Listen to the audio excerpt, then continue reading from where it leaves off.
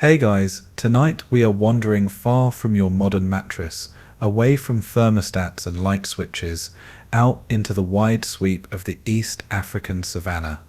The stars are still bright overhead, the kind of bright that makes you realize how dim your electric street lamps really are. A faint chill lingers in the grass, and you're blinking awake among the Hadza people, one of the last communities on Earth, still living as hunter-gatherers, doing what our distant ancestors did for tens of thousands of years. Their story is both utterly ordinary, because every human being alive today is descended from people who lived this way, and utterly extraordinary, because most of us would last approximately 10 minutes trying it ourselves. You probably won't survive this little safari either, but don't worry, you can drift off before the lions sniff you out. So, before you get comfortable, take a moment to like the video and subscribe, but only if you genuinely enjoy what I do here, and if you want to make me smile tomorrow, leave a comment with your location and the local time right now. It's always oddly soothing to see little timestamps sprinkled from New York to New Delhi, from Sydney to Sao Paulo. Now dim the lights, maybe turn on a fan for that soft background hum, and let's ease into tonight's journey together. You hear them first, the dogs. 10 or so wiry, half-wild companions, tails swishing, noses twitching. They're awake long before you. You stretch on the ground where you've been sleeping, no mattress, no pillow, just earth pressed firm beneath your hip bones and a blanket of starlight above. The embers from last night's fire still glow faintly, and a curl of smoke drifts upward as if reluctant to leave. The Hadza hunters are already stirring. Sakuro, one of the older men, lets out a sharp yell that's less like good morning and more like get up, or you'll miss breakfast. You sit up, rubbing the sleep out of your eyes, and realize there was never a snooze button in this lifestyle. The huts around you aren't permanent things. They're woven domes of bent branches, thatched with leaves, sometimes barely taller than your shoulders. They're temporary, meant to last a season at most, because the Hadza move when the land tells them to move, when water dries up, when game grows scarce, when roots and berries beckon elsewhere. Inside, it's warm enough for a few hours of rest, smoky from the fire, scratchy from the grass that lines the floor. Outside, though, the air feels endless. Night in the savannah doesn't just fall, it expands until you feel small enough to vanish. Now the sky is paling. A smear of orange begins to spread along the horizon, and the chatter of birds rises like an orchestra tuning up for a long day. The hunters string their bows, checking arrows, each one handmade. There's no factory line here, no Amazon delivery. An arrow begins with a stick shaved painstakingly smooth, its straightness tested against the maker's eye, and sometimes his teeth, nipping away tiny imperfections. A feather plucked from a bird's wing is split and bound to the shaft with sinew, keeping it steady in flight. And at the business end, there might be something far more sinister than stone or metal. A coating of dark tarry poison, brewed from the sap of a desert rose tree.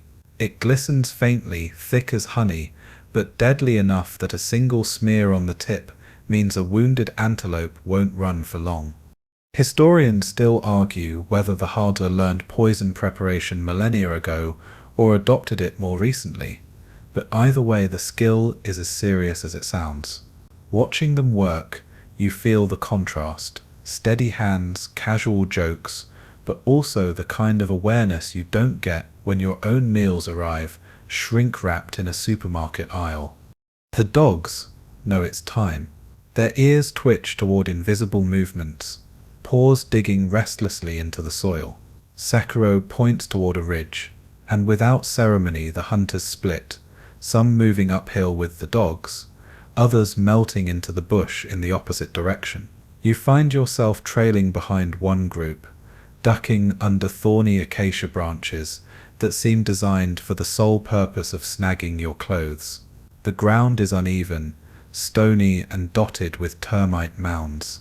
Your shoes, or rather the borrowed tire rubber sandals, slap against the dirt with each awkward step. It doesn't take long before the first commotion. A dog darts toward a crack between rocks, yelping, tail quivering. The hunters rush forward, one already whittling a stick into a long probe.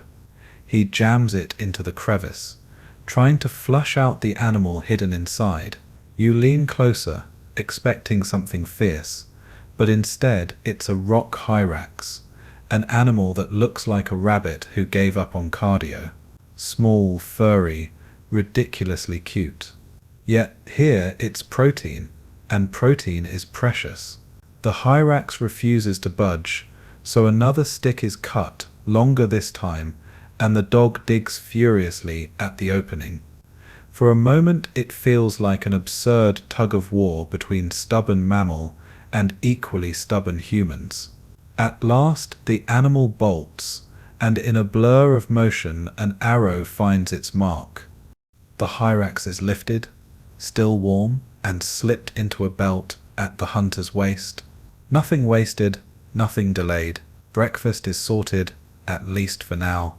You blink because in the span of minutes you've seen the entire supply chain chase, capture, carry home. No freezer section, no polite labels, just survival tucked against a leather waistband.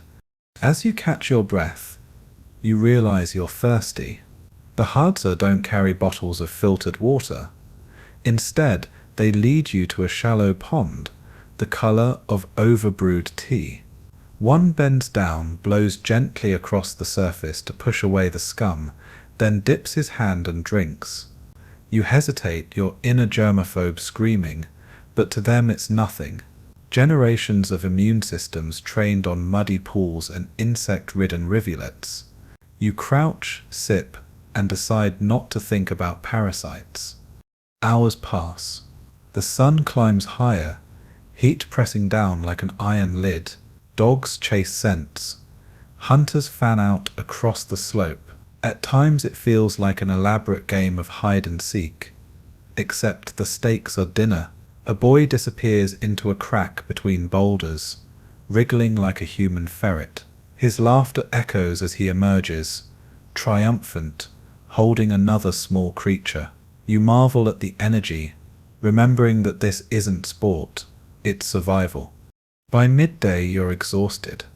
The hunters? They're still quick, still alert, still half smiling as if walking 20 kilometers through thorn and stone is just a pleasant warm-up. The truth is, for them it is. You collapse on a rock, sweat dripping, while they share a chunk of roasted meat left from yesterday's hunt, chewing through bone and sinew with steady determination.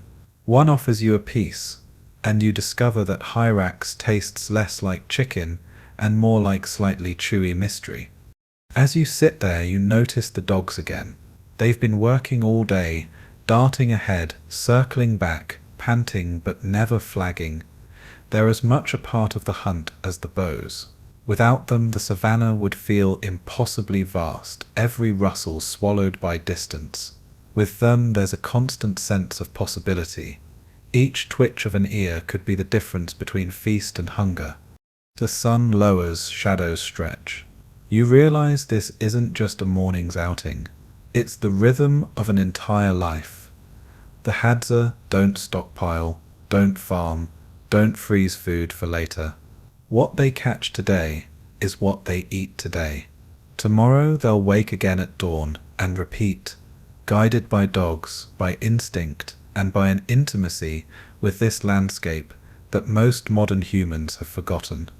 And here, as you lean back against a tree, watching the orange light scatter through acacia branches, your eyelids begin to sink.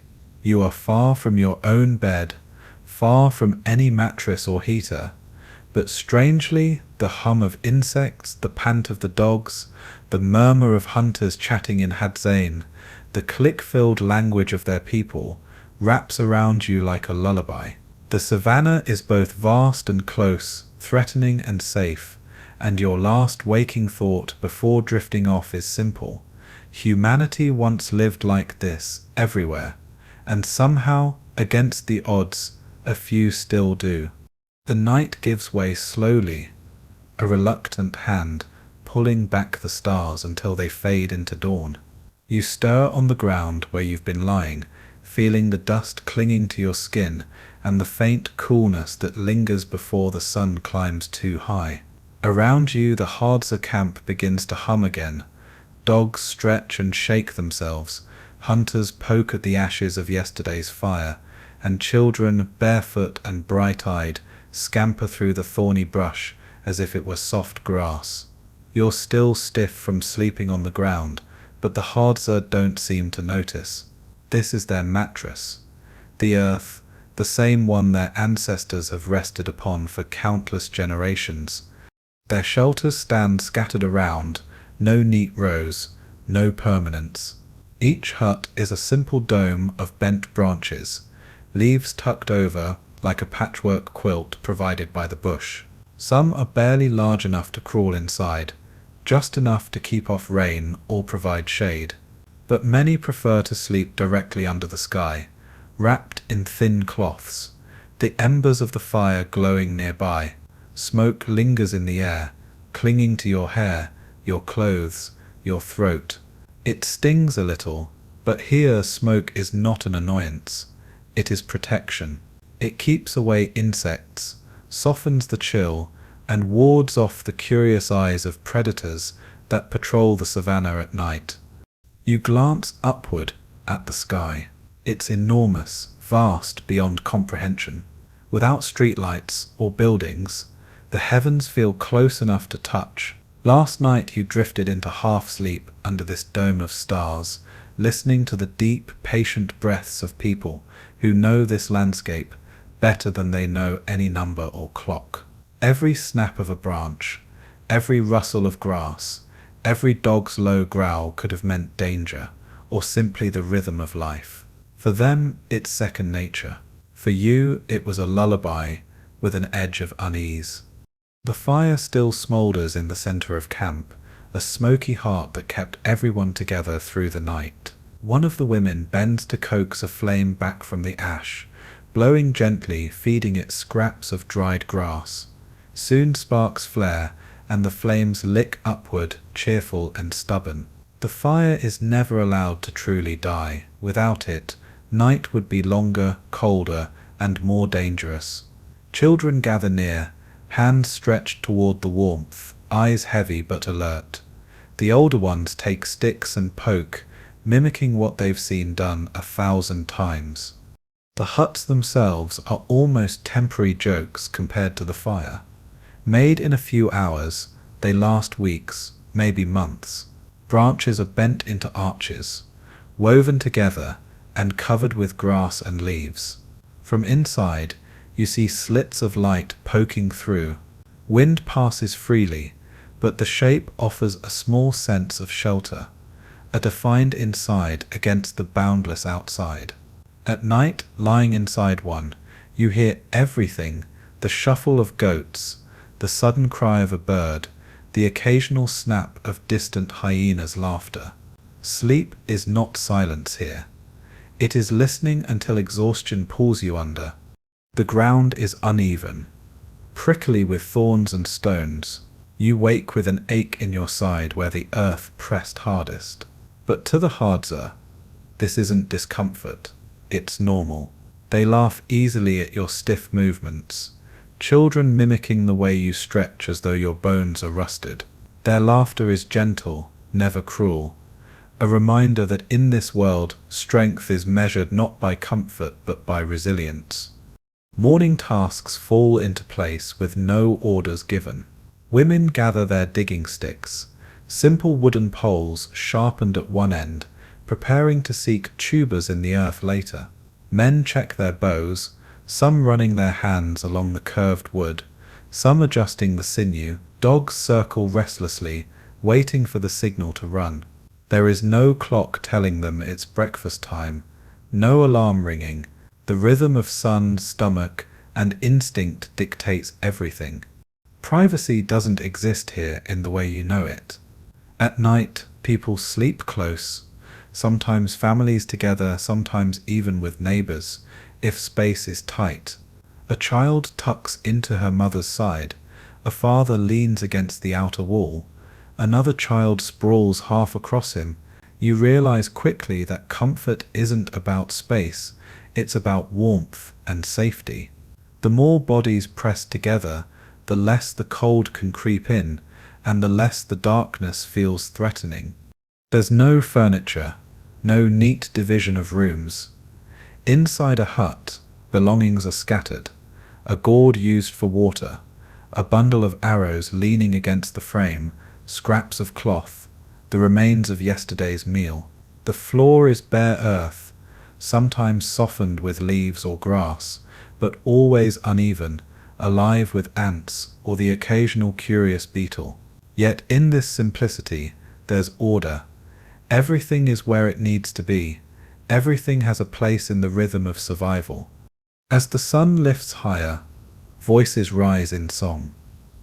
It's not formal, not rehearsed, just fragments of melody that thread through the camp like smoke.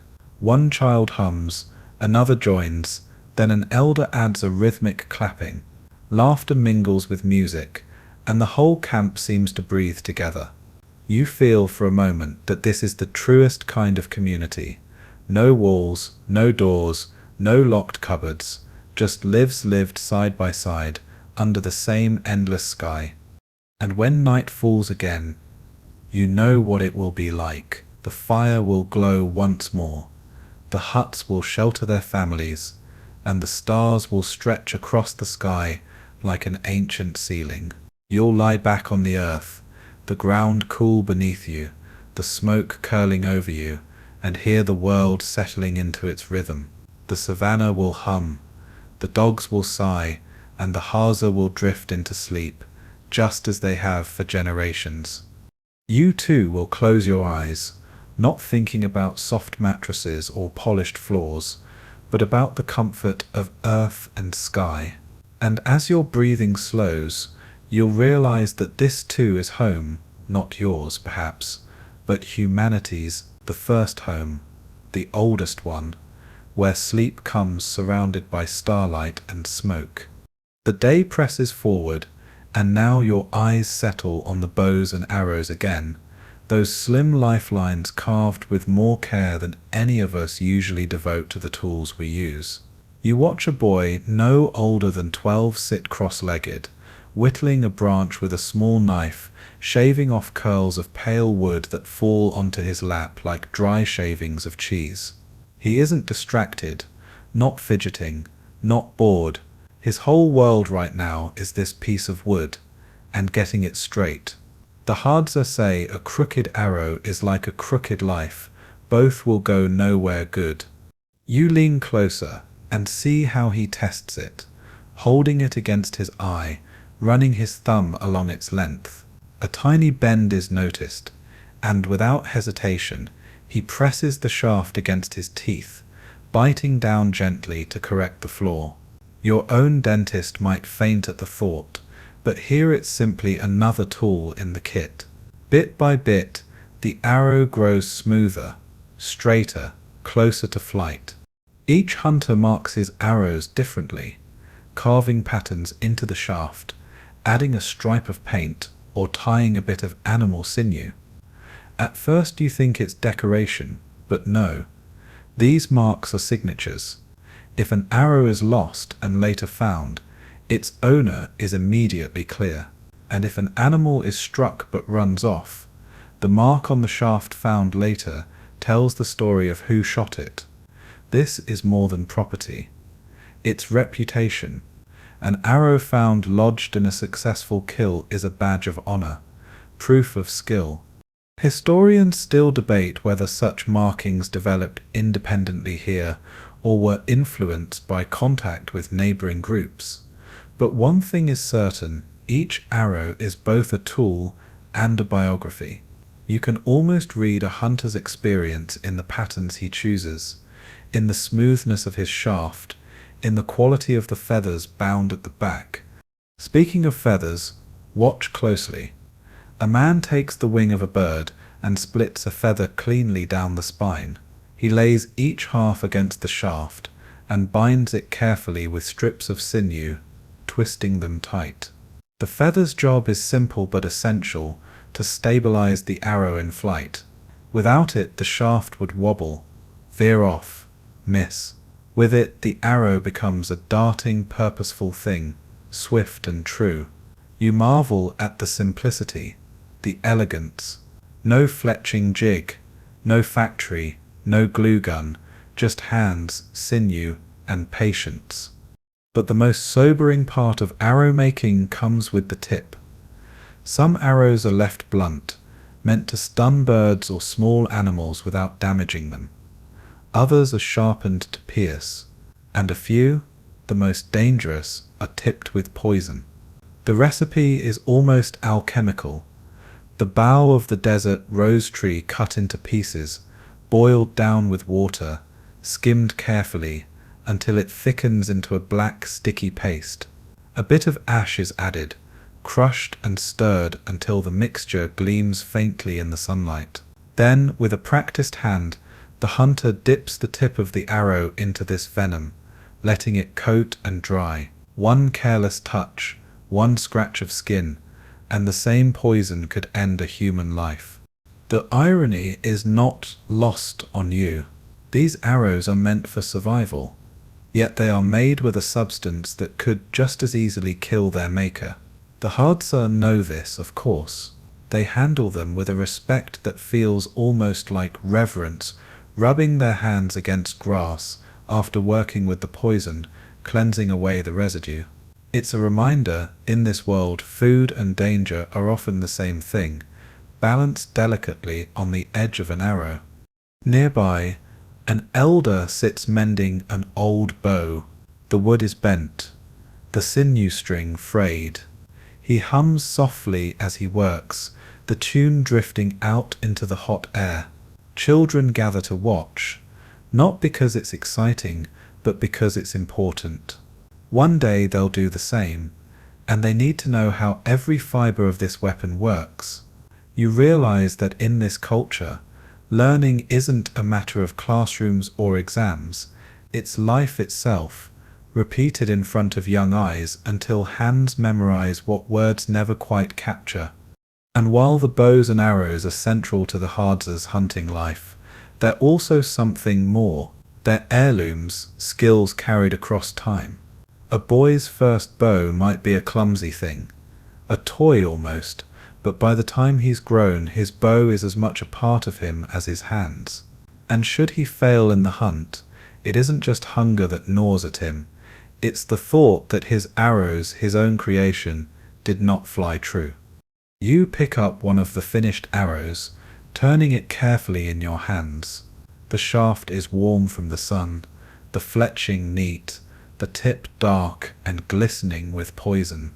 It feels both fragile and deadly, light enough to forget you're holding it, dangerous enough to remind you every second. You set it back down, gently, like placing a sleeping baby into a cradle. The hunters rise now, bows slung across their backs, arrows in bundles.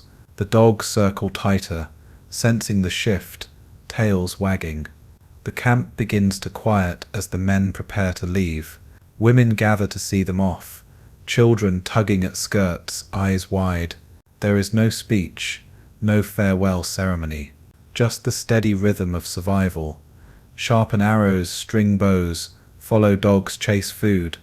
For a moment you imagine what it would be like if your own dinner required such effort. If instead of tapping a delivery app, you had to spend hours carving arrows, brewing poison, chasing prey across miles of savannah. The thought makes you oddly tired, but also oddly aware of how thin the line between comfort and hunger really is. The hunters move off into the bush, silent but for the crunch of footsteps and the occasional yip of a dog. The bows rest lightly on their shoulders, the arrows swaying with each step. Ahead lies a day of uncertainty, maybe a successful hunt, maybe a long trek with nothing to show. But either way, they are ready. This is not a hobby, not a sport, not a pastime, this is life. And it all begins with wood, feathers, sinew, and the patience to shape them into something that can fly straight and true. You set out with the hunters as the sun climbs, the air already heavy with the dry heat of the savannah. The dogs lope ahead, tongues lolling, their bodies tense with anticipation. You try to keep pace, but your legs are clumsy, tripped by the thorny acacia and the uneven soil. The Hadza move differently, fluid, alert, like dancers who know every step of the stage. This is their classroom, their office, their supermarket aisle, all rolled into one. Soon the group pauses. One of the hunters kneels by a tree, a curious little smile tugging at the corners of his mouth. He pulls from a pouch something dark and tar-like, the consistency of sticky molasses. You realize it's the deadly paste made from the desert rose tree. He smears it onto the tips of 2 arrows, his fingers deft and casual, then wipes them clean against the grass. It's a scene both matter-of-fact and spine-tingling. These are not props. These are decisions of life and death, dipped in black resin. The preparation is quick, unceremonious. To them, it's routine. To you, it feels like watching alchemists at work.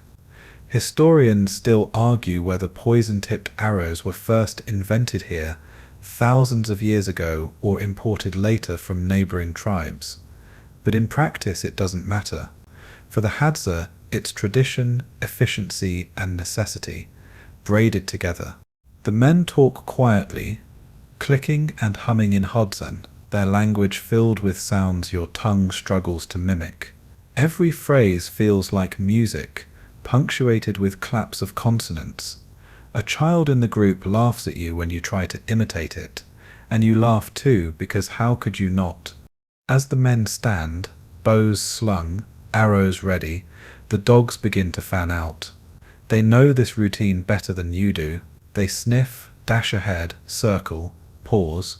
Their ears flick like radar dishes, tuned to sounds you can't hear. One dog stiffens suddenly, body taut, and the hunters immediately shift. No words are spoken, just glances exchanged, subtle nods, and everyone knows where to move. You duck under a thorny branch and nearly snag your borrowed sandals on a root. Ahead, the dogs dart toward a cluster of rocks, barking with high urgency. The hunters spread out, boughs half raised. You catch your breath. The sound is unmistakable. Something is trapped. A man crouches, shoving a long stick into the crevice between boulders. His movements are brisk, efficient. You realize he's trying to flush something out, small, fast, and probably very annoyed. Another hunter cuts a longer stick, stripping the bark with his teeth. Meanwhile, one of the dogs digs furiously, dirt spraying behind him. And then, like a fuzzy bullet, a rock hyrax bolts from the crack. It looks absurdly like a guinea pig on steroids, and you almost laugh until you see the arrow flash. A blur of feather, a soft thud, and the animal is down. The hunter steps forward, plucks his arrow from the body, and tucks the hyrax into his belt as if it were nothing more than an apple. You stand stunned. The whole thing took less than a minute. No drama, no speeches, just clean precision. The Hadza do not revel in the kill. They do not pose with it or waste time admiring themselves. They gather what they need and move on. You think about how many hours you might spend planning a single grocery list, and here, survival was solved between heartbeats. The group keeps moving, eyes scanning, dogs zigzagging ahead. The savannah is vast, endless grass, broken by acacia trees whose branches reach like claws at the sky. The heat is thick now, sweat trickling down your spine. You long for a water bottle, a shaded bench. Instead, one of the hunters squats by a shallow pool of brown water. He leans forward, blows gently to push away the film of algae and cups his hands to drink. You hesitate, every health lecture you've ever heard screaming in your ears. But the Hadza don't hesitate. Their bodies are tuned to this land, to its bacteria, its parasites, its every imperfection. You crouch, sip and taste mud, iron, and something faintly sweet. You cough, but no one else even notices. As the day wears on, the pace doesn't slow. Hunters climb over boulders, crawl into tight gaps, shove sticks into hollows. A boy barely taller than his bow disappears into a crack between rocks, wriggling like an eel. He emerges triumphant, holding another small animal. The dogs bark approval, tails wagging furiously. There is no applause, no cheering, just nods, satisfaction, and the quiet rhythm of life continuing. Historians debate endlessly whether this style of cooperative hunting, dogs and humans working together, was the spark that gave our species its edge over other predators. Watching it unfold, you start to believe it. No single hunter here could survive alone. It's the group, the dogs, the unspoken communication that makes it possible. You can almost feel the ancient echo. This is how humanity survived the Ice Age, how it spread across continents, not with machines but with sticks, dogs and patience. After hours of walking, your legs are jelly, your feet ache, your throat is dry, and you're silently negotiating with yourself for a break. Just when you think you'll collapse, the hunters finally pause under the shade of a tall baobab tree. Its trunk rises like a pillar, wide enough to house a family, gnarled and ancient. You slump gratefully against the bark, and the rough surface presses into your back. The men share bits of dried meat, chew thoughtfully, and pass water gourds. One of them grins at you, offering a strip of roasted hyrax. You chew, and it tastes chewy, tough, salty, not unpleasant, but not exactly a delicacy either. You nod politely, because in this place food is not judged, it is respected. The dogs curl in the dust, panting but watchful. They close their eyes, but their ears never rest. The hunters stretch out, arrows laid beside them, chatting idly in Hadza. Laughter bubbles up, easy and warm. The weight of the hunt lifts for a moment, replaced by the simple pleasure of shade, company, and the promise of another chase soon. You lean back, eyelids heavy, and think again of your own world. How meals arrive at the push of a button, how water pours from taps, how sleep comes under a blanket without worrying about lions or hyenas. And yet, here in this place, the Hadza carry something you've lost, a closeness to the raw mechanics of life. Each arrow, each sip of muddy water, each laugh in the shade is part of a cycle older than civilization. The rest is still ahead. Honey hunts, night chases, whispered stories by the fire. But for now, in the drowsy heat of midday, under the arms of an ancient tree, you let yourself drift. The hum of insects rises around you. The dogs sigh, the hunters murmur, and you close your eyes. The savannah holds you, steady and vast, a cradle older than time itself. The shade of the baobab fades behind you as the hunters stir, dogs bounding to their feet with renewed energy. Your legs ache, but you rise too, brushing dust from your clothes, following as the group pushes onward into the thick scrub. The air smells faintly of dust and animal musk, and there is an electricity in the way the hunters move, alert, eager, as if every rustle in the grass could be dinner. Ahead, the dogs pick up a scent. They dart left then right, weaving in zigzags that make you dizzy to watch. Their barks rise sharp and insistent, pulling the hunters toward a rocky outcrop. You see one of the men crouch suddenly, motioning with a tilt of his chin. Everyone goes silent. You strain your ears and finally catch it, The faintest scuffle, claws against stone. Something is hiding. A hunter creeps forward, carrying a long stick. He pushes it deep into a narrow crevice between the boulders, twisting, probing. Another hunter cuts a longer pole, stripping branches with quick bites of his teeth. The dogs paw at the opening, whining with excitement. Suddenly fur flashes. Out bolts another rock hyrax, tiny legs pumping, eyes wide with panic. It sprints, but it doesn't get far. An arrow flies, feathers whistling, and the creature tumbles to the ground. The hunters barely pause. The animal is retrieved, slipped into a belt. The arrow is cleaned and tucked back into its quiver. You realize again how efficient this all is. No waste, no celebration. The Hadza don't hunt for sport. They hunt because the stomach expects food, and in that there is no room for delay. Hours drag by. The sun is high now, hot enough to make the air shimmer.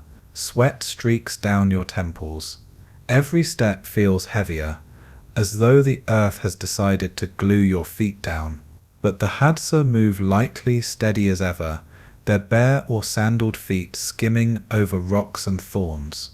You wonder if they even feel the heat, or if centuries of adaptation have taught their bodies to accept it as simply another companion. At one point, the group halts by a shallow depression in the earth, where water has pooled. The liquid is murky, greenish, dotted with floating debris. One of the hunters crouches, leans close, and blows softly across the surface. The film ripples, parting just enough for him to dip his hands. He drinks deeply. Others follow, unbothered. You hesitate, your modern instincts screaming warnings about parasites, amoebas, microscopic monsters with unpronounceable names. But thirst wins. You kneel, blow as they did, and bring the water to your lips. It tastes like earth, metallic and rough, but it is water, and it fills the dry cracks in your throat. The dogs pick up another lead. Their bodies stiffen, tails straight as arrows, ears perked. They rush ahead, barking furiously. The hunters break into a jog, and you stumble after them, your lungs burning. They converge at a jumble of rocks where, once again, something small is hiding. This time a boy wriggles into the narrow gap, his body twisting until he disappears completely. You hold your breath. Minutes pass. Then his voice echoes, triumphant, and he emerges clutching another hyrax. His grin is wide, eyes sparkling with pride. He tucks the animal into his belt, looking for all the world like a prince who's just won a crown. The group presses on, and by mid-afternoon, you've lost all sense of time. The sun is your only clock, and even it feels timeless, a golden disk that simply refuses to move. Your feet ache, your stomach grumbles, but the Hadza are tireless. They scan the ground constantly, eyes sharp for tracks, droppings, broken twigs. Every mark is a clue, every sound a possibility. Historians still argue about the precise role of dogs in early human hunting. Did we domesticate them? Or did they domesticate us? Watching these lean, clever creatures dart through the brush, you wonder if the partnership is less about ownership and more about shared survival. The Hadza don't pamper their dogs with toys or kibble, but they also don't treat them as expendable. They are partners, fellow hunters, and when the kill is shared later, the dogs receive their due. As the sun tilts toward late afternoon, the pace slows. The hunters pause more often, squatting in the shade, checking their arrows, letting the dogs rest. You collapse beside them, dust coating your skin, lungs still heaving. A strip of roasted meat from an earlier kill is passed around. You chew, grateful though the texture is tough, and the flavor smoky, faintly bitter. One of the men jokes in Hadzan, pointing at your face as you chew. Everyone laughs, and though you don't understand the words, the warmth of the moment is undeniable. Finally, as the day wanes, the group turns back toward camp. The sky is turning orange, long shadows stretching across the savannah. The dogs trot ahead, tails wagging, their energy seemingly endless. The hunters walk easily, even after hours of pursuit, while you limp behind, every muscle begging for rest. When you reach camp, the air smells of smoke and roasting meat. Women tend to fires. Children run to greet the hunters, eyes bright with curiosity about what has been brought back. The hyraxes are laid out, their small bodies handled with care. Nothing will be wasted. Meat, bones, even fat. Each part has a use. You sink down near the fire, utterly spent. The hunters laugh, chatting as though they'd merely taken a stroll. Dogs lie nearby, eyes fixed on the meat, patient but alert.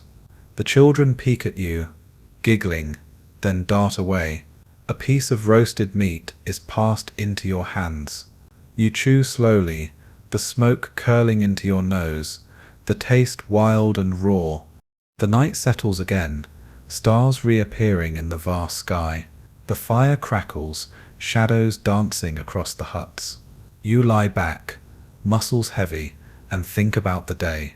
In your world, a meal is something fetched from a fridge, zapped in a microwave, or delivered in a paper bag. Here, every bite is earned with sweat, dust, and arrows tipped in poison. And yet, lying under the stars, you feel strangely full, not just from food, but from the rhythm of a life that's both ancient and enduring. The fire pops, sparks rising like fleeting stars. The dogs sigh, children drift to sleep, and the Hadza hunters talk softly, their voices blending with the night. Your eyes close, and the savannah hums around you. It feels as though time itself has slowed, wrapping you in its endless patient arms. The fire has burned low, just a heart of glowing embers now, when Socorro gives a sharp call to the others. You blink groggily, realizing the night is hardly over. The hunters are preparing again, their movements brisk, quiet, purposeful. This time the quarry is not small and furry, it's honey. You stumble up, following as the group sets out beneath the moon. The savannah looks different in this light. Shadows stretched long, bushes crouched like crouching figures. The air cooler, but filled with the pulse of insects. Ahead, you see the towering bulk of a baobab tree, its trunk fat and hollowed with time. One of the hunters points, and you hear it before you see it, the faint buzz rising, swelling, until the whole night vibrates with the furious hum of thousands of bees. The Hadza adore honey. They call it their liquid gold, their sweet treasure, both food and trade, but to get it they must bargain with pain. A man kneels, gathering dry grass, binding it around a stick. He lights it in the fire and holds it high, the smoke billowing as he approaches the hive. The buzzing grows louder, angrier. The smell of smoke stings your eyes, acrid and sharp. He climbs slowly, pressing his bare feet into the bark, the smoking torch raised like an offering. You watch, half terrified, half mesmerized, as he jams the smoking bundle into the hollow. For a moment the bees surge, a cloud of wings and fury, stinging his arms, his face, his chest. He flinches but does not retreat. He waits patient, as the smoke lulls them into a temporary daze. Then, quick as lightning, he reaches inside. His hand emerges dripping with wax, larvae, and sticky golden honey. He drops it into a gourd, then reaches in again. The buzzing is frantic, the bees enraged, but he is calm, steady, almost indifferent. Historians still argue about how far back humanity's sweet tooth stretches. Some suggest that honey gathering is one of the oldest communal tasks we know, carved into rock art tens of thousands of years old. Standing here, watching the Hadza risk sting after sting for a handful of sweetness, you believe it. Honey is more than food, it's energy, medicine, currency, joy. The gourd fills slowly, wax mixed with larvae, wriggling like rice. You grimace, but the hunters smile, laughing, licking honey from their fingers. To them, this is delicacy, luxury. A boy runs up, eyes shining, and is given a sticky piece. He shoves it into his mouth, grin stretching wide. You taste it too, tentative, and are surprised. The honey is rich, floral, layered with flavors the supermarket jars never dream of. Even the crunch of larvae, though unexpected, carries a nutty savor. You can almost understand the devotion. The dogs circle below, curious noses twitching at the sweetness. One hunter waves them back. This is not for them. The hive still hums, angry but defeated, and the hunters finally climb down, torch smoldering in the dirt. The gourd is passed around, each person scooping out a portion. Sticky fingers, laughter, soft clicks of the Hadzan tongue. It feels like a feast, though there is no table, no ceremony, no plates. You wipe honey from your chin, sticky and glowing in the moonlight. It is strange, this mixture of sweetness and sting, of danger and delight. You realize survival is rarely neat.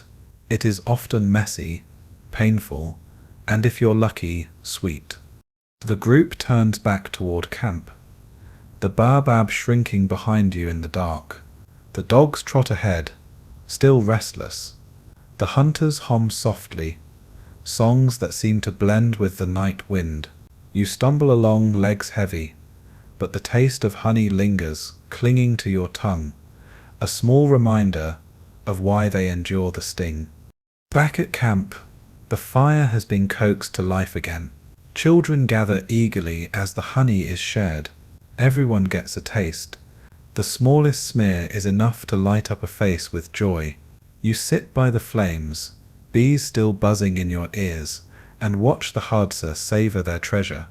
One of the elders speaks quietly, his voice a low murmur punctuated with clicks. Though you cannot understand the words, his tone is unmistakable.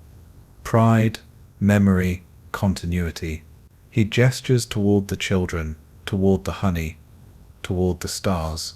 You imagine he is saying what you already feel, that this ritual, this taste, this sticky sweetness in the night, is as old as humanity itself. And as you lean back, the stars reappearing in their full brilliance, you realize that tonight you've tasted not just honey, but history. Thick, golden, buzzing with wings, burning faintly with smoke, and sweet enough to follow you into dreams. The night stretches long, but sleep in the Hadza camp is never the solid, uninterrupted block you know. It comes in fragments, drifting in and out like the smoke from the fire. You wake to the sound of soft voices, low laughter, and the steady hum of insects. Above, the sky is painted silver with starlight, the Milky Way a pale river cutting across the black. You roll onto your side, feeling the cool earth beneath you, and realize that the hunters are preparing again. This time the quarry is not bees or hyraxes, but something harder to catch, bush babies and birds. The dogs are already restless, tails wagging, ears tuned.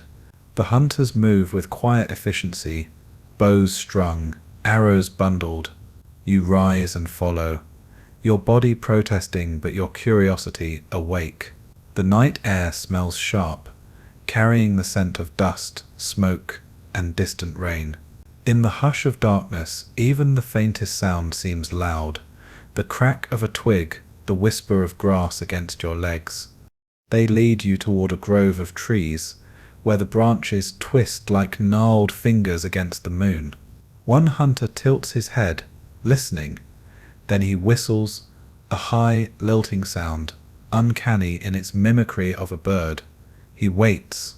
A moment later, a small shadow flits from branch to branch. He whistles again, adjusting the tone. The bird swoops closer, curious, fooled by the imitation. In a blur, the hunter raises his bow, looses an arrow, and the bird falls, a feathered silhouette crumpled against the ground. He retrieves it calmly, almost tenderly, brushing the feathers smooth. You are astonished by the patience, the precision. No nets, no traps, just a whistle, a keen eye, and an arrow flying true. It strikes you how much of this world depends on attention. Listening, watching, imitating. The Hadza live by observation, by blending into the rhythms of the creatures around them. You, on the other hand, are used to screens, alarms, notifications, shouting your attention in 10 directions at once. Here survival means quiet focus. Further on, the dogs stiffen again, their noses twitch, and they dart toward a hollow tree. The hunters follow, crouched low. One peers inside and smiles, pointing, a bush baby, tiny and wide-eyed, clings desperately to its nest. Its gaze glows in the moonlight, enormous, fearful, almost human. The hunters shake the branches, coaxing it to move. It darts, leaping from one branch to another, its long tail trailing like a streamer. The chase is sudden, chaotic. Dogs bark, hunters shout, arrows are readied. The little creature clings stubbornly to its perch, but at last it is caught, plucked gently by the tail. You flinch as they end its struggle, quickly, efficiently. There is no cruelty, only necessity. The bush baby will become part of the meal, part of the rhythm of life. You glance at its tiny hands, curled tight, and a pang of sadness tugs at you. Yet you remember that your own ancestors, too, relied on such small hunts, long before supermarkets sanitized your meat behind glass. Historians still argue about how much of humanity's early diet came from meat versus plants, but the Hadza show that every morsel counts. Nothing is too small, too strange, too humble. Birds, bush babies, squirrels, hyraxes, all are gifts of the land, hunted with respect, eaten with gratitude. As the hunters move on, you notice how little is wasted. Arrows are retrieved carefully, wiped clean, tucked back into quivers. Dogs are rewarded with scraps. Tails wagging, eyes bright. The kill is shared, not hoarded. Later by the fire, even the smallest bones will be cracked, marrow sucked out, soft ends chewed. For the Hadza, food is never trivial. It is survival, community and tradition woven together. The night hunt continues. A rhythm of whistles, rustles, sudden bursts of motion. You lose track of time, your body swaying with fatigue, but the hunters remain sharp, tireless, guided by instinct honed across millennia. When they finally return to camp, arms full of small game, you feel relief wash over you. The fire greets you with warmth, the smoke rising in lazy curls. The children rush forward, eyes bright, eager to see what has been brought back. The kills are laid out, small but precious. Fires flare higher, meat roasting, the air thick with savory smoke. The camp fills with chatter, laughter, the clicks and hums of Hadza flowing like music. Dogs sit close, patient, waiting for their share. You sit among them, the fire painting everyone in shades of gold and shadow. A piece of roasted bird is handed to you. You bite, the flavor smoky, rich, faintly gamey. Around you the Hadza chew, laugh, and pass food hand to hand. The bush baby, the birds, the day's hyraxes, all vanish into satisfied bellies. Nothing is wasted, nothing lingered. The night deepens. The fire crackles, stars blaze overhead, and the camp begins to quiet. Children curl into their mothers' sides, hunters lean back on the earth, dogs stretch out with tired sighs. You lie down too, the smoke in your hair, the taste of wild game still on your tongue. And as your eyes drift closed, you feel something rare, a closeness to the ancient rhythm of life, a reminder of how humanity once survived night after night under the same stars. The sun returns with a vengeance, spilling gold across the grasslands, burning away the cool comfort of the night. You rise stiffly, brushing grit from your arms, and hear the camp already alive with chatter. The fires have been stirred into life, smoke drifting lazily upward. Children laugh, chasing one another between the huts. Dogs gnaw on bones left from last night's hunt, tails thumping in the dust. The hunters, however, are already at work again, this time not chasing animals but preparing the meal and dividing the spoils. The first thing you notice is how carefully everything is shared. A hyrax is roasted whole, skin crisping over the flames. One man lifts it with a stick, blows on it, and sets it on a flat stone.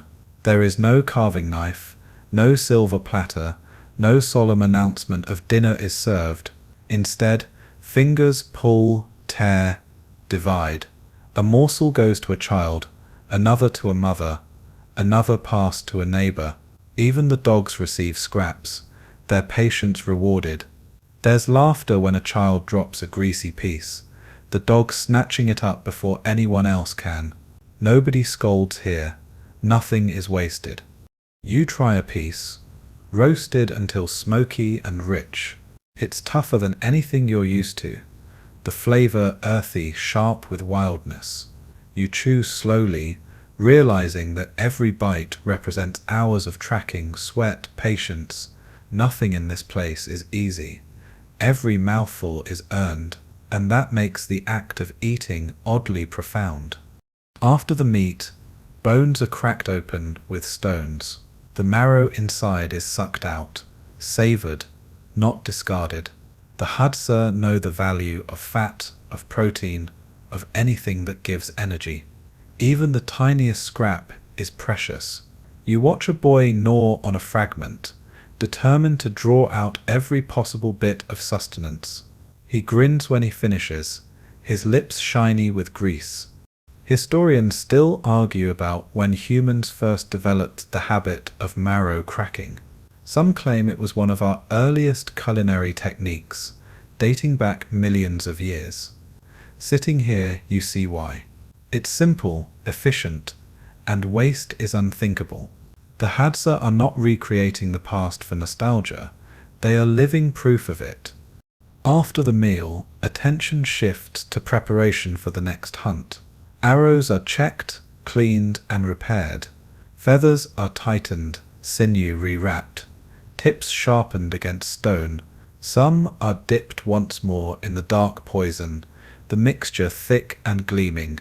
The men sit in a circle, chatting softly as they work, children watching closely, copying motions with toy bows of their own. Learning here is not scheduled, it's absorbed. Meanwhile, women gather tools of their own. Digging sticks, worn smooth from years of use, are carried out beyond the camp. You decide to follow them, curious. The rhythm of their work is slower, more deliberate than the hunters' swift bursts of action. They move in small groups, scanning the earth, pressing their sticks into the soil. With steady strength, they pry loose tubers and roots, pulling them free from the grip of the land. The air fills with the earthy scent of fresh dug potatoes. One woman wipes the dirt from a long, knobby root and holds it up with a smile. She slices it open with a sharp stone, revealing pale flesh inside. A child claps, eager for a taste. Another woman unearths a smaller tuber, brushes it clean, and hands it to you. The texture is firm, the taste starchy, faintly sweet. It is surprisingly refreshing, after the richness of roasted meat. Here you see the balance of Hadza life. Hunting may provide the thrill, the drama, the stories, but gathering provides reliability. Tubers, fruits, berries. These are the safety nets, the staples that fill gaps when the arrows miss. The women's work, quieter and less glamorous, is just as vital. Without it, survival would teeter on the edge of uncertainty. The children dig too, their sticks smaller but their enthusiasm no less. They jab, tug, pull, giggle. When their roots snap in half, a toddler chews on a piece of tuber as if it were candy, juice running down his chin. The women laugh softly, watching, correcting gently when needed. There are no stern lectures, no chalkboards, just the rhythm of daily life, teaching by example. The baskets fill gradually. Tubers are piled, fruits gathered, greens bundled.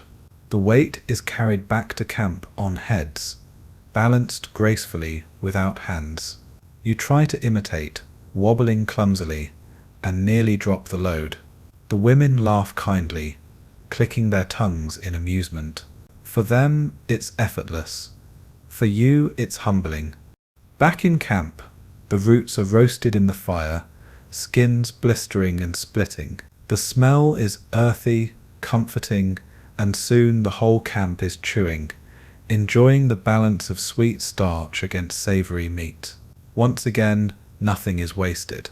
Skins are tossed to the dogs, ashes scattered, baskets set aside for reuse.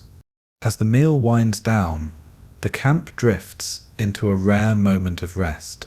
Some stretch out in the shade, heads resting on their arms. Others sit in small groups, talking, laughing, mending tools. Children chase one another in circles, the dogs joining in with joyful barks. You sit among them, full and drowsy, listening to the soft cadence of Hadza weaving through the camp like a lullaby. It's striking how communal everything is. Food is shared, tools are passed, children are everyone's responsibility. In your world, meals often mean individual plates, personal portions, clear divisions. Here, nothing is individual. Every bite, every laugh, every task is spread across the group. And somehow that makes the hunger smaller, the burdens lighter, the joys larger. The fire crackles, the sun drifts lower, and you lean back against a tree. Smoke rises, carrying the scent of tubers and meat. Around you the Hadza hum with quiet energy, not busy, but never idle. Life here is not about hoarding, planning months ahead, or climbing ladders. It is about balance, hunt and gather, share and rest, laugh and endure. And as your eyelids grow heavy once more, you realize that this rhythm, this quiet cycle of meals and moments, is perhaps the oldest lullaby humanity has ever known. The next day dawns warm and cloudless, the sky stretched wide and merciless over the plain. By now you've grown used to waking without walls or clocks, stirred instead by the soft coughs of the dogs, the chatter of children, and the crackle of rekindled fires. Today, though, the focus isn't on chasing hyraxes or smoking bees from trees. It's on building. A family in camp has decided to raise a new shelter, and you are swept into the process almost without asking. The Hadza huts are small, temporary things, but there is a rhythm and art to their construction. Men and women bend branches into arcs, their strength effortless, as if the wood itself wants to cooperate. The skeleton of the hut grows quickly, like ribs sprouting from the earth. Children gather piles of grass, stripping leaves, laughing as they toss handfuls at one another before bundling them for thatching. You try to help, clutching a branch and pushing it into the soil. It resists you, springing back with a mocking twang. A woman steps in, presses it firmly, and in a second has bent it into place. She smiles, shakes her head, and you feel like a toddler clumsily holding a hammer. Still, you keep trying. The walls are woven together with practiced hands. Twigs crisscross, grasses are layered, until the structure becomes both light and sturdy. From the outside it looks like nothing more than a mound of grass and sticks, but inside, when you crouch to look, it feels intimate, sheltered. The smell of fresh-cut wood mingles with smoke drifting from nearby fires. The earth floor is swept, smoothed with palms, and soon mats of leaves are laid down. Within a few hours a home has appeared where before there was only open ground.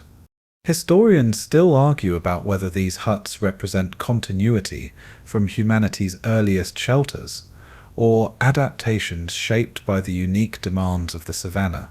Whatever their origin, they embody something universal, the human instinct to carve out a within against the endless without. Even here, under skies so vast they seem to swallow you, people want a boundary, a circle of belonging. The hut isn't just shelter from weather. It's a place of laughter, warmth, gossip, and the quiet rituals of everyday life. A woman settles inside with her child, humming softly, the tune floating through the thin walls. The child curls into her lap, eyes heavy, soothed by the rhythm. The dogs poke curious noses inside, then flop down at the entrance like furry guardians. Building done, the camp shifts back into its easy rhythm. Women gather food from the bush, returning with tubers and berries carried in woven baskets. Men stretch in the shade, scraping and repairing arrows, tightening bowstrings. Children dart in and out, chasing one another with shouts and bursts of laughter. The new hut sits solid among them, smoke from nearby fires curling lazily across its roof. You sit outside, watching the light shift across the grasses. It strikes you that this home may last only weeks, maybe months, and yet it holds as much meaning as any mansion. Comfort here isn't permanence, it's presence. Shelter is enough for the night, enough for the season. After that, life moves on, carrying the memories, but leaving the walls to crumble back into the soil. One of the men, an elder with weathered hands, sits beside you. He gestures at the hut, then at the sky, then at the horizon. His words in Hadza are incomprehensible to you, but his smile tells the story well enough. Everything is borrowed, everything is temporary, and yet everything matters. You nod, understanding more than language could carry. Children crawl into the new hut, giggling as they roll on the mats, pretending it is their secret fort. The mother pretends to scold, laughing too as she shoos them out. Outside, another woman roasts tubers in the fire, their skins splitting, the smell earthy and sweet. The men share a small piece of meat from yesterday's hunt, passing it hand to hand. Smoke drifts across the camp, rising into the endless sky. The whole scene feels so ordinary, so small, and yet it carries the weight of millennia. This is how humans have lived for most of our existence, not with walls of brick or towers of steel, but with bent branches, firelight, and the laughter of children spilling into the dusk. Later, as the sun sinks and the shadows lengthen, the camp gathers around the fire again. The new hut glows faintly in the firelight, a fresh shape against the dark. Dogs lie close, bellies full, ears twitching in dreams. The stars spill across the heavens, ancient and constant. You lean back, weary but content, and realize that in this fragile dome of grass and smoke, you have glimpsed the heart of human survival, simple, temporary, yet enduring enough to last another night. The evening passes into a new day, and you wake again with the rustle of grasses and the murmur of conversation. The Hadza are already moving, their rhythm steady as the rising sun. Today, though, The focus shifts from food and shelter to something more curious, the way the Hadza think about the world itself, how they measure, how they count, how they make sense of time without clocks or calendars. You notice it first when a child comes running, arms full of berries, proudly showing them off to an elder. The elder smiles, pats the child's head, and says something that seems to mean many. You ask yourself, how many is many? 10, 20, 50? In your world, you'd line them up, count them one by one, maybe weigh them for precision. Here, many is enough.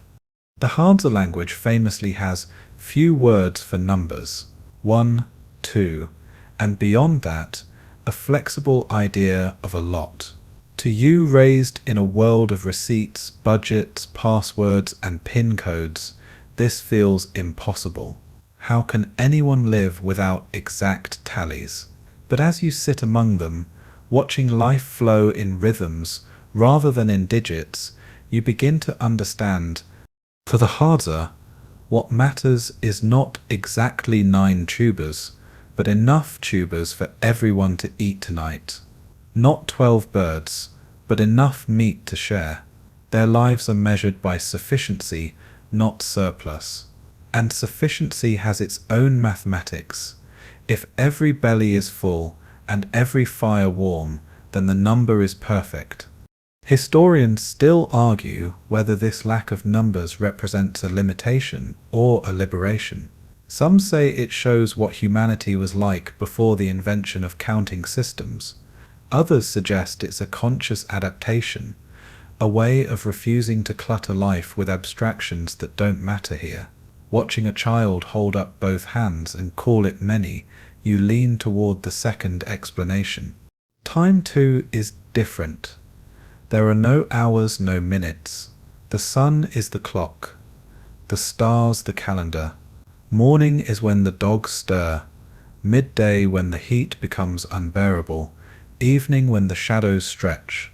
The seasons are read in the fruits on the trees, the dryness of the grass, the fullness of the rivers. It's imprecise in your sense, but it's perfectly accurate in theirs. You catch yourself wondering what would happen if you abandoned your wristwatch, your phone calendar, your endless alarms.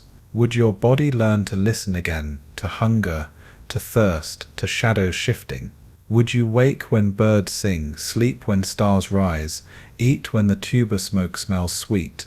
The thought is both frightening and oddly soothing. A group of children plays nearby, tossing stones, their laughter carrying across the camp. They don't count the stones. They don't need to know whether there are 6 or 10. They only know that there are enough to keep the game going. You remember childhood games of your own, keeping score, declaring winners and losers, tallying points until the fun was lost. Here, play is play, unmeasured, unburdened. Later in the day, you watch as the women gather again, digging sticks, prying at the stubborn earth. They measure the tubers not in kilos but in handfuls, not in pounds but in satisfaction. Enough to feed the camp, enough to carry back, enough to last until the next forage. You realize that the Hadza have mastered a kind of arithmetic of enoughness, a calculation most of the modern world has forgotten. As dusk falls, the hunters return with a modest haul, a bird, a squirrel, nothing extravagant. It doesn't matter. The tubers, the berries, the roasted scraps from last night, all come together in a meal that fills every belly. The portions aren't counted, but the distribution is fair. Everyone eats, everyone laughs, everyone leans back in the firelight with contentment. That, for the Hadza, is the only sum that matters. The stars wheel overhead once more, ancient and uncountable. You find yourself trying to count them anyway, the old habit tugging at you, but soon you give up. The sky is too vast, the numbers meaningless. Instead, you let yourself drift, soothed by the murmur of Hadzain, the crackle of fire, the sigh of dogs. In this place, 1, 2, and many are enough.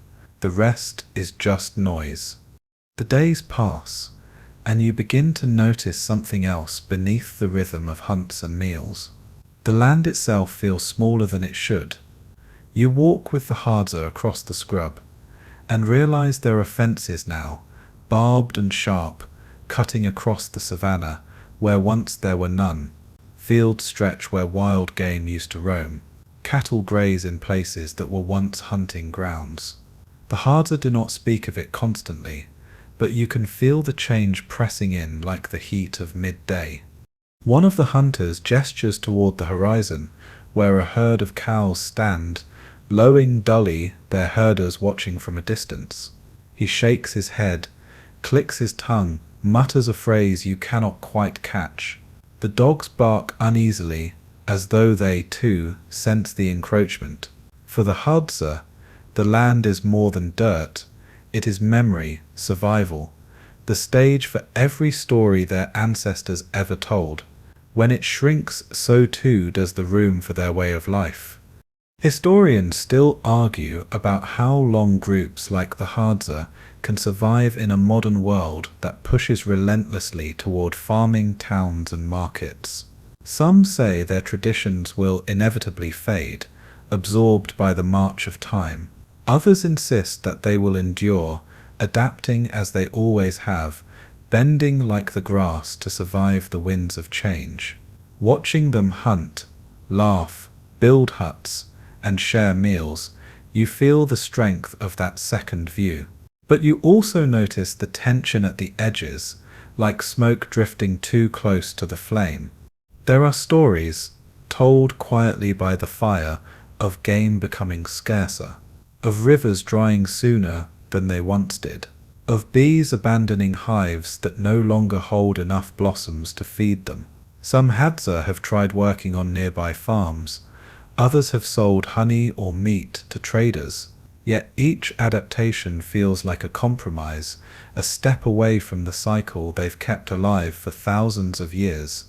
You sit beside a woman roasting tubers. The smoke curling up around her, she gestures to the roots. Then to the children gathered nearby. Her eyes are steady, her voice calm, but you sense the weight behind her words. This is the food that cannot be fenced off, the part of life that is still safe. Tubers do not need wide hunting grounds, only patience and digging sticks. You wonder if gathering will someday outweigh hunting, not by choice but by necessity. Later you walk with a group of hunters along a familiar trail. You see hoof prints in the dirt, but they are not from antelope or zebra, they are from cows. The hunters stop, kneel, frown. One spits into the dust. It is not anger exactly, but frustration, disappointment. The trail of wild animals has been overwritten by domestic herds. The dogs sniff, confused, and wag their tails uncertainly. The hunters move on, but the mood is heavier. Back at camp, the conversation is quieter that evening. The meal is smaller, but it is shared as always. Children still laugh, dogs still doze, but the firelight feels tinged with worry. You imagine what it must be like to see your world shrink year by year, to know that the horizon you once roamed freely is slowly being sliced into squares and sold. Yet even here, resilience shines.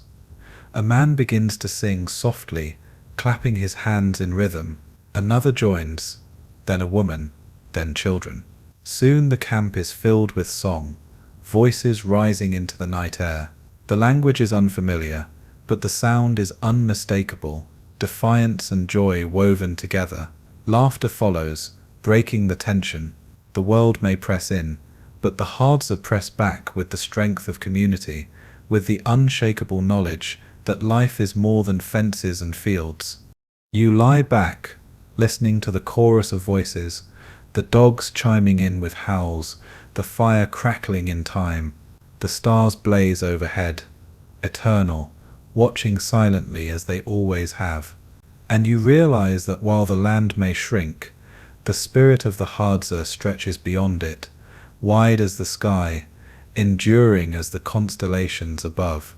The next morning arrives soft and golden, the air tinged with wood smoke and the faint sweetness of roasted tubers. By now the rhythm of Hadza life feels familiar, yet today carries a different weight. The conversation in camp is quieter, more thoughtful. You notice the hunters sitting in a circle, their bows resting across their knees, while the women cluster nearby, weaving baskets from tough grass. Children dart in and out, giggling, but even their laughter feels hushed, as though everyone senses this is a day for reflection. The Hadza are no strangers to hardship. Droughts come, game disappears, neighbors push against their land, yet somehow each generation endures. They endure with humor, with stubbornness, with songs that echo across the savannah. You hear one of those songs now, soft and low, carried on the morning breeze. A woman hums as she works, her voice wrapping around the camp like a gentle cloak. Others join, clapping, clicking, laughing. It is resilience made into melody. You walk with one of the elders, his back bent but his eyes sharp. He carries no bow today, only a walking stick polished smooth by years of use. He gestures to the horizon, then to the ground beneath your feet, and finally to the children playing nearby. Though you cannot grasp the full meaning of his words in Hadza, you understand the lesson: the land, the people, the future. They are all bound together. Without the land there is no food. Without the people there is no song. Without the future, the past fades into dust.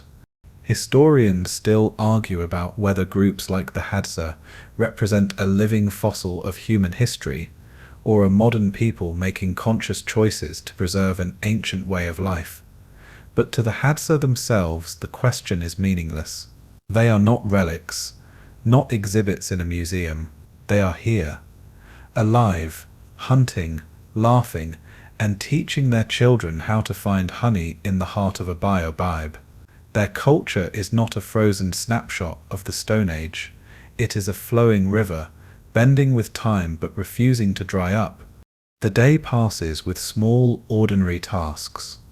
Arrows are repaired, huts patched, tubers dug, water fetched, the dogs laze in the shade, occasionally leaping up to bark at shadows. The children invent new games, their voices carrying across the plain. You sit among them, chewing roasted roots, the taste simple but satisfying. Each bite feels like a reminder that life's essentials have never really changed: food, shelter, companionship. Everything else is embellishment. As the sun dips low, painting the sky with streaks of orange and violet, the camp gathers around the fire. Tonight there is more singing, more laughter. A man tells a story, his voice animated, hands gesturing wildly. The children squeal, the women chuckle, the men shake their heads in amusement. Though you cannot follow the plot, the rhythm tells you enough. It is a tale of hunting, of mischief, of lessons learned the hard way. The firelight flickers across faces, illuminating smiles, wrinkles, and bright, attentive eyes. You realize then that resilience is not just survival. It is joy, stubbornly clung to even in the face of hardship. It is laughter when food is scarce, songs when the land shrinks, stories when the future feels uncertain. The Hadza embody a truth most of the world has forgotten, that endurance without joy is only half a life. The stars appear one by one, until the whole sky is spangled with light. The children doze against their mothers. Dogs curl close to the fire, and the hunters lean back, eyes reflecting the flames. You lie down too, the earth cool beneath you, the smoke drifting overhead. Your body is weary, but your mind hums with the day's impressions. The elders' words linger in your ears, even if you never caught them precisely: land, people, future. The Hadza have endured for thousands of years, not because life is easy, but because life is shared. And as you close your eyes, the last sounds you hear are the soft claps of hands in rhythm, the gentle hum of a song, and the steady breath of a people who refuse to vanish into history.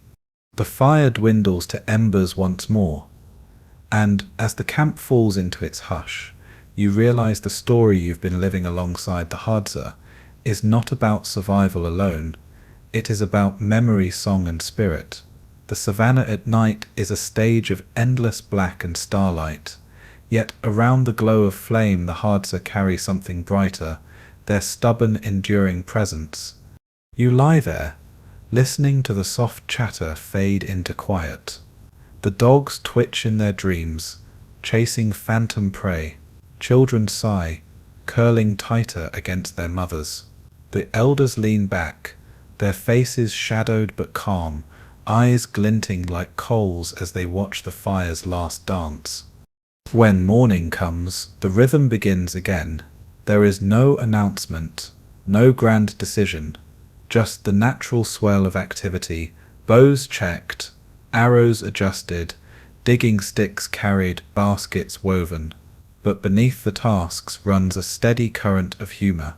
You see it in the way two men tease each other over whose arrow flies straighter, in the way women laugh when a tuber snaps in half during digging, in the way children shriek with delight as a dog lets them tug its ears. Laughter here is constant, a shield against hardship, as vital as food or fire. The Hadza sing often, while walking, while cooking, while sitting in shade.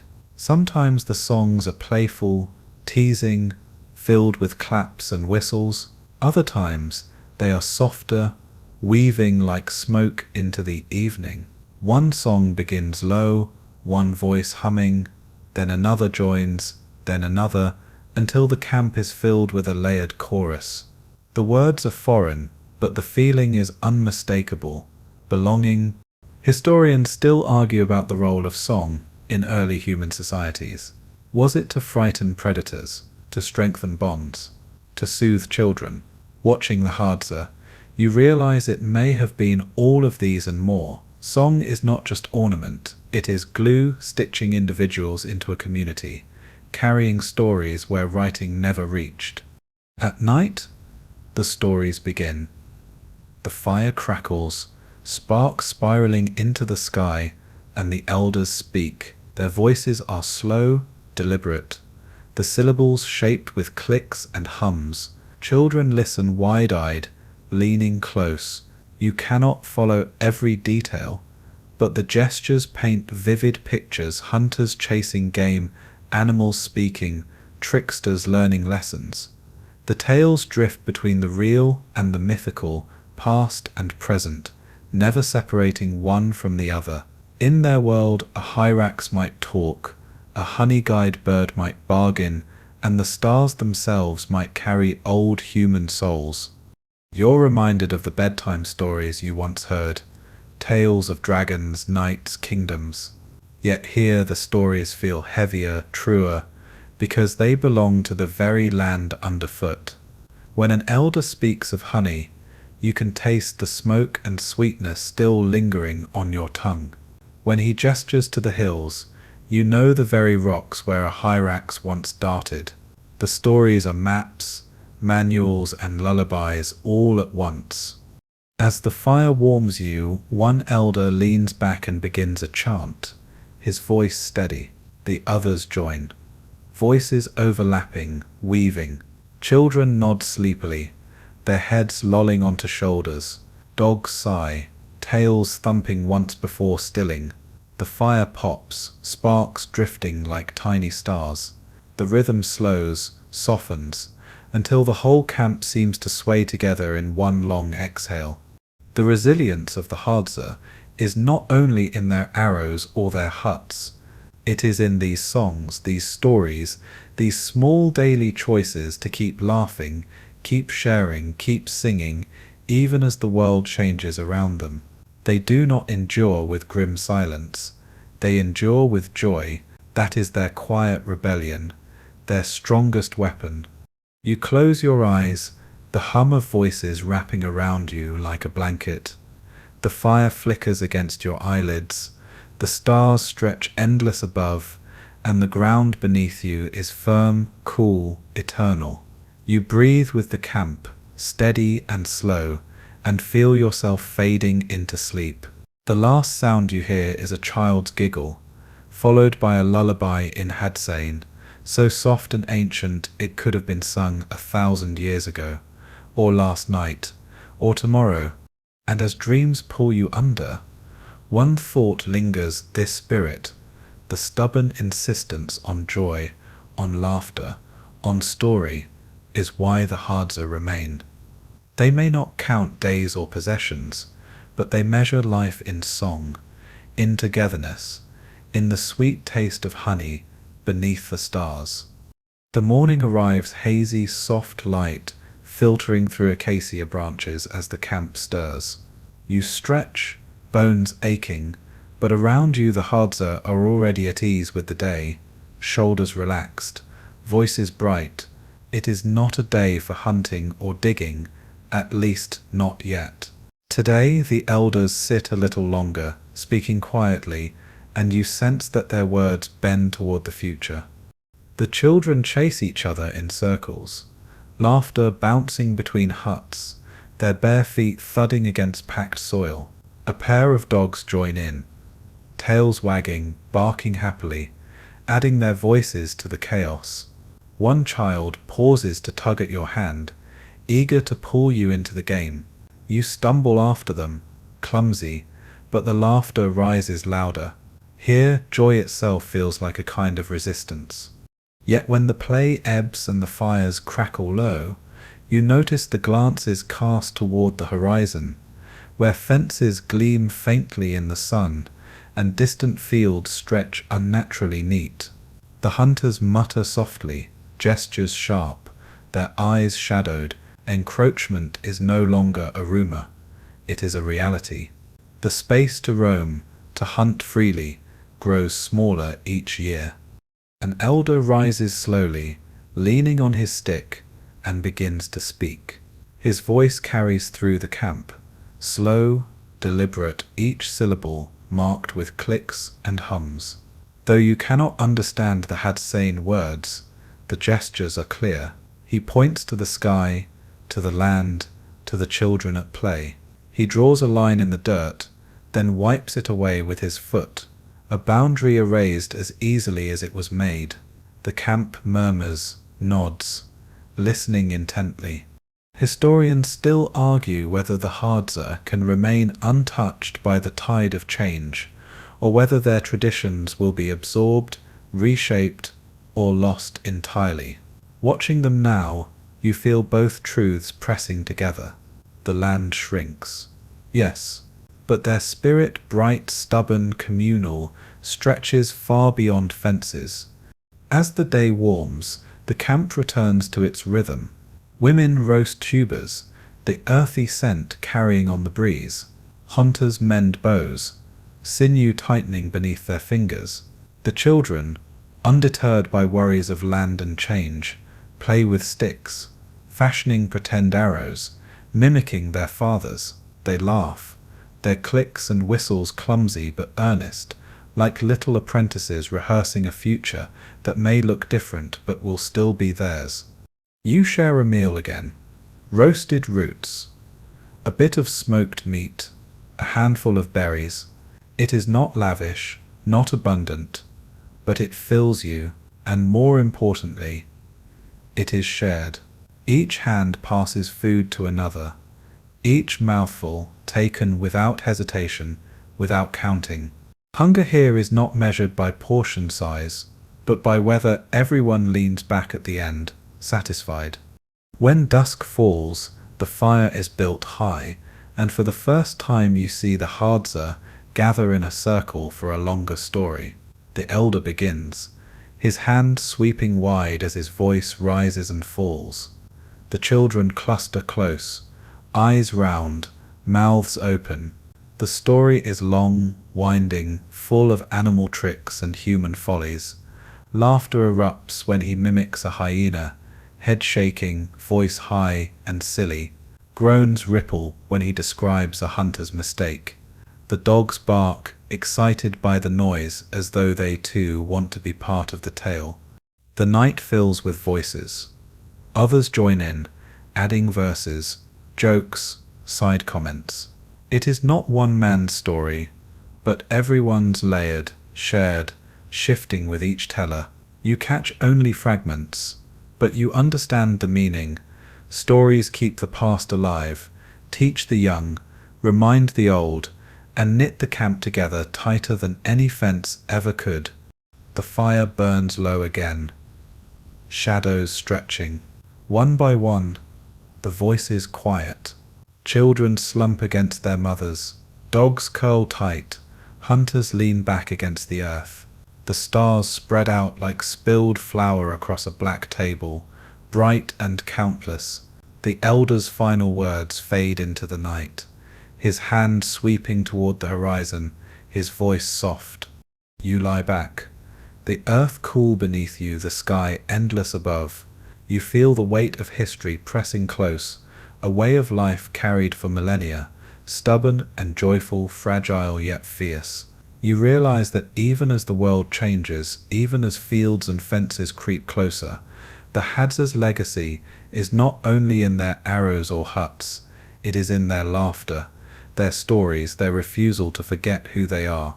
And as your eyes grow heavy, the crackle of the fire lulling you toward sleep, you understand something simple. Resilience is not the absence of struggle. It is singing anyway, laughing anyway, living fully beneath the stars. The night is long, but the stars keep you company, endless and watchful. You wake again at dawn, dew beading on the grass, a thin mist curling low over the earth. The camp is stirring slowly, children rubbing their eyes, dogs stretching and yawning wide. Today feels quieter, less hurried. No urgent chase, no desperate digging. Instead, the pace softens, as if the Hadza themselves know when to rest. You sit by the fire with one of the elders. He hands you a roasted tuber, the skin charred, the flesh sweet and smoky. You chew, feeling the warmth spread through you, while he speaks in low tones. You don't understand the words, but you catch his rhythm, a cadence like waves against the shore, steady, measured, thoughtful. Perhaps he is recounting hunts from his youth, or explaining how the land once stretched wider, game more plentiful, rivers deeper.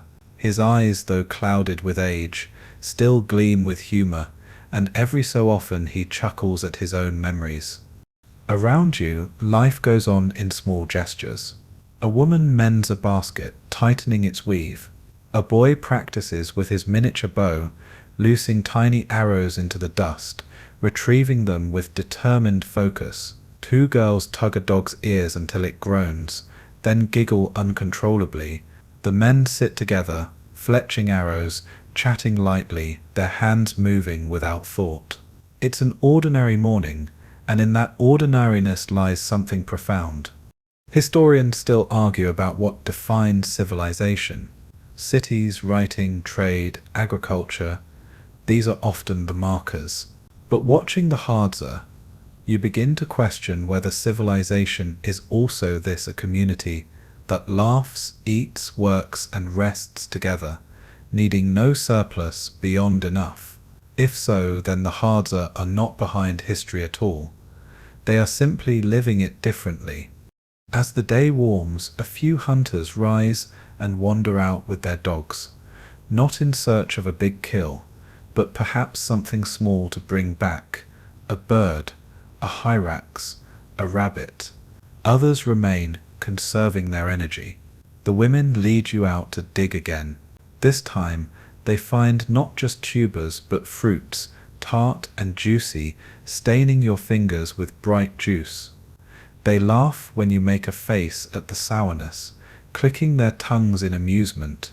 Children gather berries, popping them into their mouths with sticky delight. The afternoon drifts easily. The camp naps in patches of shade, the air filled with the drone of insects. A child sprawls across your lap without asking, as though you've always belonged here. You sit very still, listening to her soft breathing, feeling the trust in her small weight. For a moment you understand what community truly means. Not contracts, not transactions, but presence, simply being there, body and spirit. Later, as the sun sinks and the sky turns to molten orange, the singing begins again. This time it is softer, a lullaby more than a celebration. The voices rise in harmony, the rhythm of hand claps blending with the crackle of the fire. The elders' voices are deep, grounding. The children's are high, fragile. Together they weave something timeless. You close your eyes, and for a moment you feel as though you are sitting not in one camp, but in 1,000, stretching backward through centuries. The fire burns low. Dogs sigh in their sleep. Children curl into parents. The sky blossoms with stars, infinite, uncaring, yet somehow comforting. You lie back, feeling the earth cradle you, the smoke curl into your hair, the song linger in your chest. And as sleep folds around you, one thought comes gently, insistently. The Hadza are not a relic of the past. They are the present, breathing, laughing, enduring. Their huts may vanish, their trails may fade, but their spirit remains unbroken, unmeasured, alive beneath the stars. The morning greets you once more with smoke and song. By now the rhythm of Hadza life feels carved into your bones, the dogs stretching before the hunt, the children scampering with laughter, the women gathering their digging sticks, the men checking their bows. Yet today something feels more solemn. The camp is quiet, the fires crackle sharp in the stillness. Perhaps it is the weight of memory, or simply the slow inevitability of time. An elder sits near the flames, his body folded with age, but his voice still strong. He begins to speak, and the camp gathers around, settling into the dust, children leaning into their mothers, hunters resting their tools across their knees. You cannot follow the Hadzain words, but his gestures are vivid. He points to the sky, to the horizon, to the ground beneath him. He mimics the dart of a bird, the sprint of an antelope, the hum of bees. The children laugh, mimicking him, while the adults nod, smiling at the familiar tale. You realize he is teaching through story. Every animal has a lesson, every plant a memory, every hunt a parable. You think of your own world, where lessons are written in textbooks, tested in exams, forgotten soon after. Here the lessons are sung, mimed, acted out by the fire, woven into laughter and memory, and perhaps because of that, they last longer, rooted in the earth itself. Historians still argue about the origins of storytelling. Was it born around fires like this one, tens of thousands of years ago? Did it begin with warnings? Don't eat this berry, don't step near that snake, or with entertainment to pass the long nights? Sitting here, you feel that it began with both survival and joy intertwined. The elder's story does both teaching and entertaining, warning and delighting. When his tale ends, another voice begins. This time it is a younger man, mimicking a hunt from the day before. He exaggerates, puffing out his chest, stumbling in mock clumsiness, drawing laughter from the circle. The children squeal, pointing at him, imitating his fall. The camp roars with amusement, and you realize humor is as essential as food here. Without it, hardship would crush the spirit. With it, hardship becomes just another story to retell with laughter. The sun dips low, painting the huts and trees in golden light. The fire grows, sparks lifting into the sky. Someone begins a song, clapping softly, and others join, layering voices into harmony. The rhythm is hypnotic, the cadence simple but powerful. Even you hum along, letting the sound carry you. As darkness falls, the stars scatter wide overhead. The firelight paints faces in shades of amber and shadow. One by one, people drift to sleep, curled together, heads resting on shoulders, dogs stretched out beside them. The elder leans back, his voice fading into a hum that lingers even as his eyes close. You lie down too, the earth firm beneath you, the sky vast above. The air smells of smoke and roasted roots, of dust and warmth.